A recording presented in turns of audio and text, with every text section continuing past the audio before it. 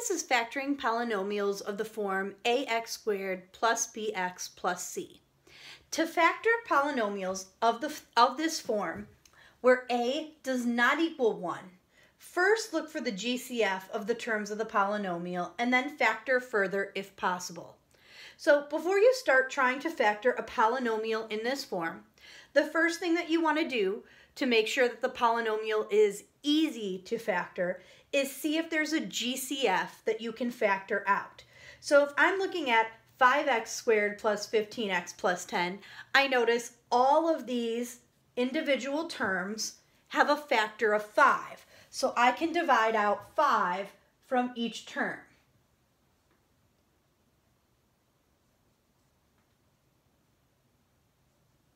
So if I factor out a 5 here, for my first term, 5x squared divided by 5, I'll be left with x squared, because 5 divided by 5 is 1, and I'm not going to write my ghost 1 there. 15 divided by 5 is going to give me 3, so 3x here, and 10 divided by 5 is going to give me 2. Now if I were going farther with this problem, x squared plus 3x plus 2 is going to be a lot easier to factor than the original 5x squared plus 15x plus 10. So anytime you can factor out a GFC to make your problem easier, you want to do that first. So let's take a look at an example problem. Here we're factoring 4x squared plus 13x plus 3. There isn't a GFC to factor out, so we need to find another means to factor this particular polynomial. So we need to consider the factors of both a and c. So normally we've been looking at this last factor, and we know that in our binomials, the last two terms have to multiply to give us 3, but the first two terms have to multiply to give us this 4. So we need to consider both of those. Because both c and b are positive, we know that the factors have to be positive in this case. So things that will multiply to give me 4 are 1 and 4, and 2 and 2. Now you've noticed that I wrote 1 and 4 twice, and I'll explain why in just a moment. I'm also going to list my factors of 3. So I can have 1 comma 3, where the 1 and 1 will be paired and the 4 and the 3 will be paired. Or I'm going to do 3 comma 1. So the 1 and 3 will be paired and the 4 and 1 will be paired. Now for this guy, I did not write it twice because 2 and 2, they're the same number. So even if I switch them, you're still going to have a 2 paired with the 1 and a 2 paired with the 3. So there's no reason to duplicate this line. So we're going to look at what the possible factorization would be here. So if I had these terms, I would have x plus 1, because this would be 1 times x plus 1, and I'd have 4x plus 3. Because this goes with my first term. This is my a value and my c value. All right, so here I've got x plus 3, and I've got 4x plus 1. This would be 2x plus 1 and 2x plus 3. Now, to determine which is actually the correct factorization, I need to make sure that I get this middle term of 13x. Well, when I do FOIL, I get the middle term from the O and the I, from doing my outside two terms and my inside. So in this case, the outside terms are going to give me 3x, and the inside terms are going to give me 4x, so that would be 7x. That's not working. I want 13x. Here my outside terms would give me x. My inside terms would give me 12x. So I'm getting 13x. This looks like a winner. I'm going to check this one just for good measure. My outside terms would give me 6x. My inside terms would give me 2x. And I'd get 8x. So as suspected, that one doesn't work. So the factorization here for 4x squared plus 13x plus 3 would be x plus 3 times 4x plus 1.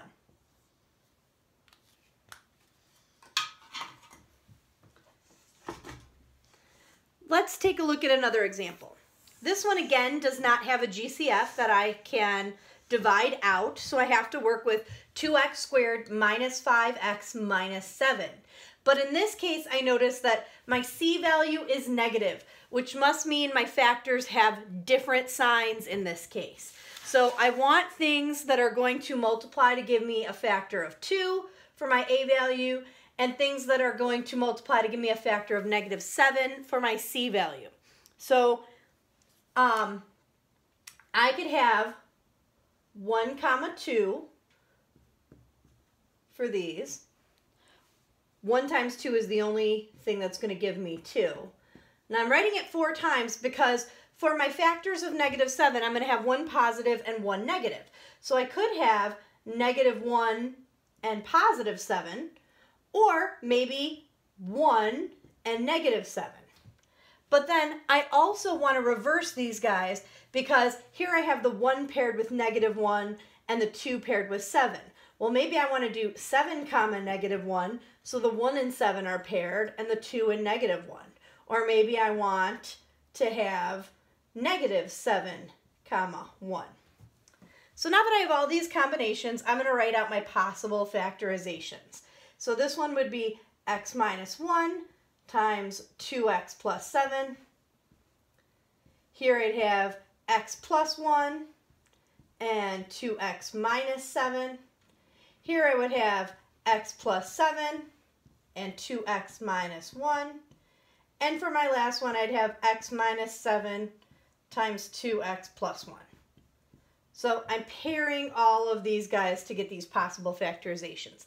Now the deciding factor, the one that's going to be correct, is the one that gives me a middle term of negative 5x. So once again, we get the middle term from doing the O and the I in our FOIL. So I'm just going to do those 2 steps. My outer terms give me 7x. My inner terms give me negative 2x. So I get 5x. Almost a winner, except it's positive. Here I get negative 7x plus 2x. Looks like here's our winner. Get a middle term of negative 5x, but I'm going to try the others for good measure. Here for the outside, I get negative x plus in the inside 14x. This is too much. And on our last one here, I get x minus 14x, which gives me negative 13x. Definitely off the mark. So the one I want is this factorization right here, x plus 1 times 2x minus 7.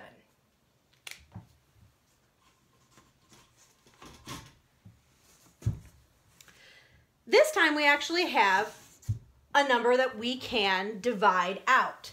We had a negative value of a, and that's going to be really complicated, so I'm just going to factor out a negative 1, which is going to make all of these guys here change to their opposite. So I'm going to have positive 4x squared plus 8x minus 5. And now I'm going to factor this part in parentheses. Because the C value there is negative, the factors must have different signs. So I need things that first multiply to give me a value of 4. So once again, I'm going to do 1 and 4. And I'm going to do all the positive negative combos that give me negative 5. So it could be negative 1, 5. It could be 1, negative 5. And then I could also flip them. It could be 5, negative 1. And it could be negative 5, comma 1. I'm going to do the same thing with my other 2 factors of 2, except I'm going to do it twice as often. I wrote 4 of these. I'm only doing 2 of these because I don't really need to flip them this time, because if I flipped them, I would still have a 2 paired with a negative 1 and a 2 paired with a 5, so I don't need to duplicate them. So my possible factorizations here would be x minus 1 and 4x plus 5. Here I'd have x plus 1 and 4x minus 5. Here I'd have x plus 5 times 4x minus 1. I'd have x minus 5 and 4x plus 1. Here I'd have 2x minus 1 times 2x plus 5. And lastly, 2x plus 1 times 2x minus 5. So once again, it's up to the middle term. I want a middle term of 8x. So I'm going to do the O and the I of my FOIL. So the outer terms here gives me 5x, while the inners are negative 4x. So I get a value of x, not what I'm looking for. Here my outers are negative 5x plus 4x gives me negative x. Nope. Outer ones here is negative x plus 20x gives me 19x. Not looking good. Here I've got x minus 20x, negative 19x. Hoping it's one of these last two. Here I get, for my outers, 10x minus my inners 2x. I get 8x. This one looks like it could be my winner right there, but I'll check this one for good measure. My outer one's negative 10x plus 2x. I get negative 8x. So it's going to be the 2x minus 1 times 2x plus 5. But I can't forget that I factored out a negative in the beginning, so I'm going to add that back on to my final answer.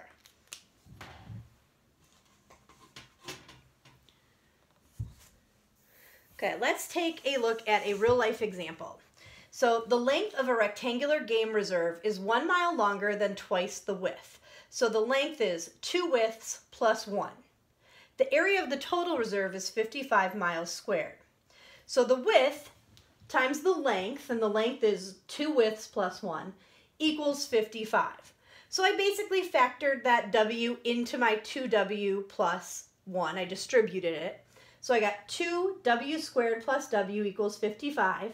And I subtracted my 55 from each side, so I'd get an answer here of 0 so that I could actually factor this guy. So I'm looking for things that are going to multiply to give me 2 for that a value. Well, I've got 1 times 2 that gives me 2.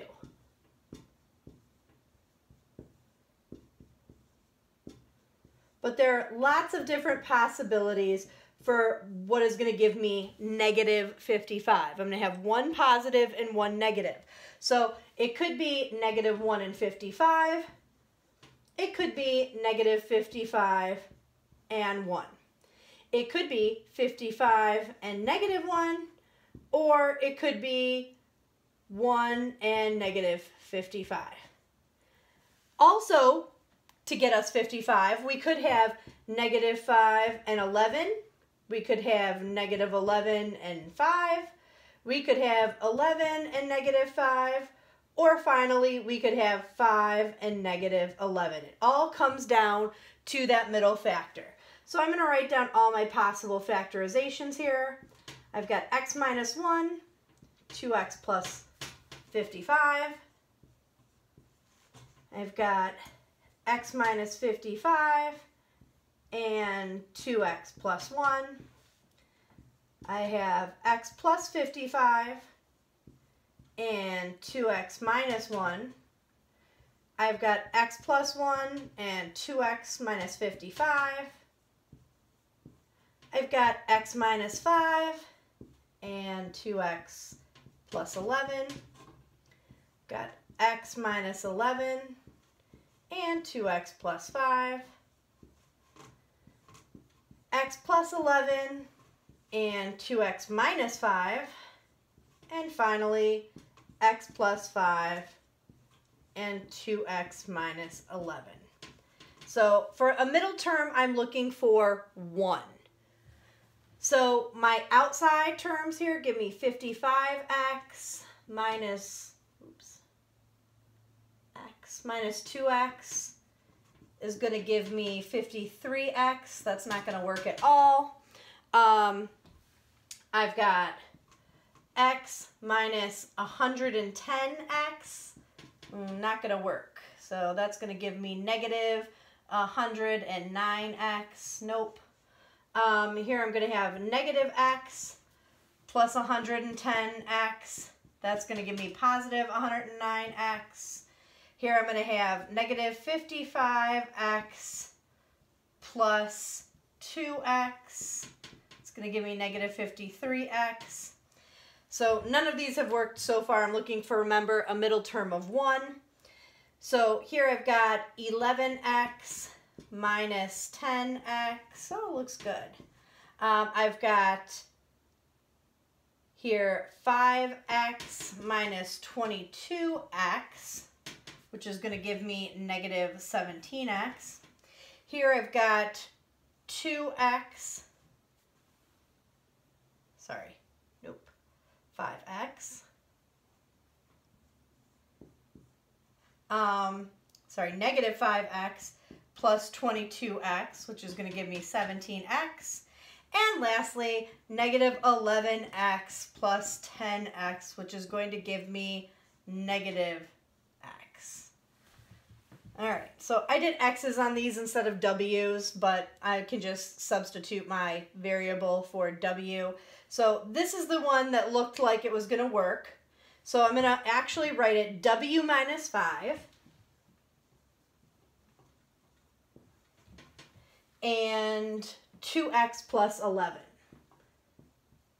which means that in order to get an answer of 0, w could be 5 or w could be negative 11 halves. Now the problem is we're trying to find the width, and a negative width doesn't really make any sense when we're talking about a rectangular game reserve. So this answer is going to be out because it's not logical. So the width in this case is going to be 5 miles.